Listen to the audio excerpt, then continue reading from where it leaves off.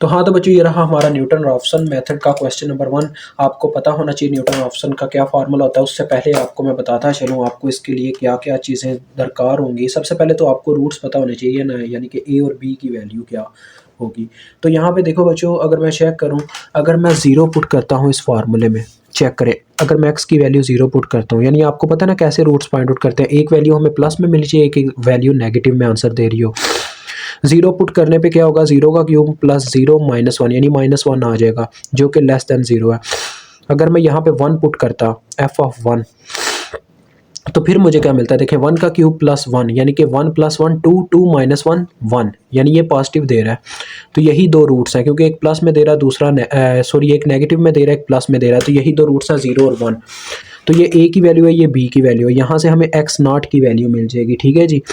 तो x not की value आपने इस फार्मूले से निकाल लेनी है, जो कि आप सभी जानते हैं, जो हमने स्टार्ट में लगाया था, a+b/2, जो कि हमारे पास क्या होगा, देखें a+b/2 क्या होता है, यहाँ पे देखें 0 + 1/2, यानी कि 0.5 आ जाएगी। तो अब बच्चों मैं इसका टेबल आपको बताता हूँ क्या होता है। सबसे पहले आप यहाँ पे मेंशन कर दें आइट्रेशन नंबर, ठीक है। अब आपके सामने ही बना रहा हूँ इस वीडियो में। आइट्रेशन नंबर फर्स्ट कॉलम ले लें, दूसरा n की वैल्यू, ठीक है। तीसरे नंबर पे आपको चाहिए बच्चों, क्या नाम है अपना, एफ ऑफ एक्स एन, जी बिल्कुल, एफ ऑफ एक्स एन आपको चाहिए, ठीक है। उससे आगे आपको चाहिए F prime X of N. ये क्या मतलब चीज़ है और ये क्यों चाहिए मैं आपको बताता हूँ। उसके बाद आपको जो आंसर में मिलेगा वो आपको बता रहा हूँ। वो बच्चों आपको ये मिलेगा कि यहाँ पे आपको मिल जाएगा एक्स ऑफ एन प्लस 1, यही आपका रिजल्टेंट है, ठीक है। तो यहाँ पे आपको इसका फार्मूला पता होना चाहिए, जो कि होता है X N minus F of X N divided by F prime X N, ठीक है जी। तो ये फार्मूला होता है। तो आपको पता ही है, इसमें भी वो इरोई से ही कंपेयर करना है, यानी कि X N plus 1 minus X N करके अगर आपका आंसर इरोई से कम आ जाता है तो वहीं पे इसकी एग्जीक्यूशन जो है स्टॉप हो जाएगी, ठीक है। तो लिहाजा देखिए इसमें हमें ज़रूरत है एफ प्राइम एक्स की, ठीक है, एफ प्राइम यानी कि इसका डेरिवेटिव। तो लिहाजा इसका जब मैं डेरिवेटिव लेता हूँ तो देखिए मेरे पास इक्वेशन क्या आ जाती है, F prime X is equal to, derivative आपको पता ही क्या होता है बच्चों, यहाँ पे पावर रूल लगेगा। जब एक्स क्यूब का डेरिवेटिव लिया जाएगा, पावर इसकी पीछे आ जाएगी और इसकी पावर में से एक घटा दिया जाएगा, तो 3 - 1 मीन्स स्क्वायर हो जाएगा। और जब एक्स का डेरिवेटिव आएगा तो ये आएगा D x over D x, तो ये सिंपल 1 हो जाएगा।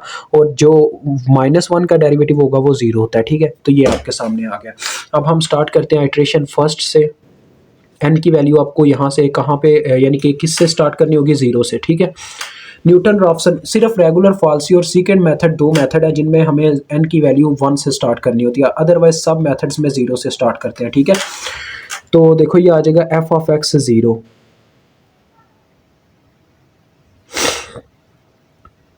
एफ ऑफ एक्स 0 का मतलब आप सभी जानते हैं 0.5 है।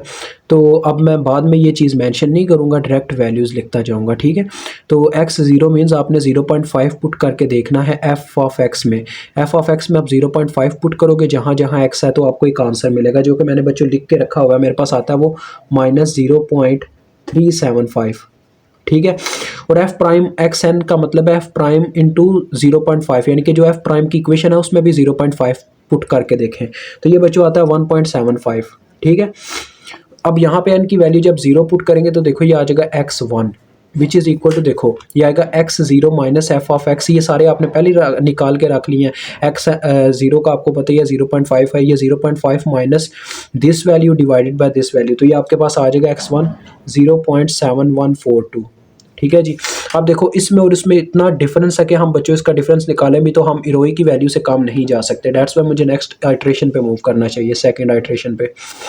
तो इसमें एन की वैल्यू अब 1 हो जाएगी। तो अब मैं ये नहीं लिखूंगा बच्चों, मैंने बताया आपको एफ ऑफ एक्स 1 आ जाएगा। x1 आपके सामने ही है, ये है एफ ऑफ एक्स 1, यानी कि मुझे अब ये वैल्यू बच्चों पुट करनी होगी, जो एफ ऑफ एक्स 1 ये वाली वैल्यू पुट करनी होगी यहाँ पे x की जगह, हर जगह, ठीक है। यहाँ पे जब वैल्यू पुट करूँगा x1 की ये वाली वैल्यू, यहाँ पे आएगा 0.7142 का क्यूब प्लस 0.7142 माइनस 1, तो आपको एक आंसर मिलेगा, जो कि मेरे पास यहाँ पे लिखा हुआ है 0.0785, ठीक है। इसी तरह से यहाँ पे भी आ जाएगा एफ प्राइम एक्स वन। अब एफ प्राइम एक्स वन निकालने के लिए आपको यहाँ पे एक्स वन की वैल्यू पुट करनी होगी जहाँ जहाँ एक्स है। तो देखो ये सिर्फ एक्स यहीं पे है, तो 3 इंटू एक्स वन की वैल्यू का स्केयर जो कि ये है +1 उसमें करोगे तो आपको एक आंसर मिलेगा जो कि आता है बच्चों 2.5302। ठीक है, ये आता है। अब आप एक्स टू निकाल लो क्योंकि ये आ जाएगा, देखिए 1 + 1 यानी कि x2 हो जाएगा, which is equal to xn यानी कि x1 minus F of x1 over F prime x1। तो ये सारी वैल्यूज़ आपके सामने मैंने रखी हुई हैं, बस आपने पुट करनी है। तो आपके पास x2 का आंसर आ जाता होता है 0.6831। अब बच्चों ये थोड़ा डिस्टेंस कम तो हुआ है लेकिन अभी भी हम इरोई के मुकाबले में खड़े नहीं हो सकते, तो डेट्स वाई हमें नेक्स्ट आगे मूव करना चाहिए थर्ड आइट्रेशन पे। तो यहाँ पे देखें अब n की वैल्यू 2 रख दी जाएगी। ठीक है जी, तो लिहाजा यहाँ पे हमारे पास क्या होगा, अब ये आ जाएगा f ऑफ x2। तो f ऑफ x2 मीन्स कि x2 की वैल्यू रख के हम फंक्शन में से आंसर निकालेंगे। तो यहाँ पे जब x2 की वैल्यू पुट की जाती है 0.6831 यहाँ पे x की जगह, तो हमारे पास आंसर में आता है 0.0018।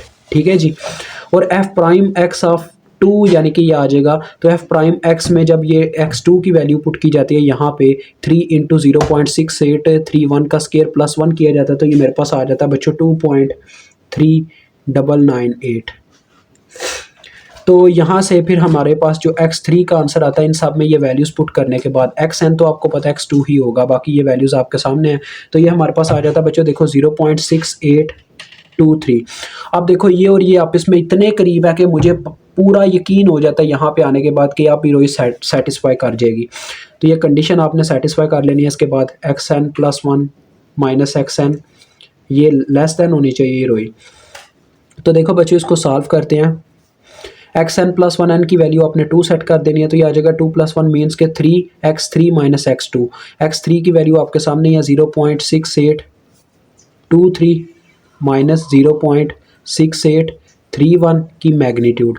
तो ये माइनस में आपको आंसर दे रही होगी। ठीक है, माइनस में आंसर होने के बावजूद आप इसको जब मैग्नीट्यूड इसकी लिखोगे तो ये लिख दी जाएगी दूसरी फॉर्म में। तो मैं चेक करता हूँ कितना आता है, 23 माइनस 0.6831।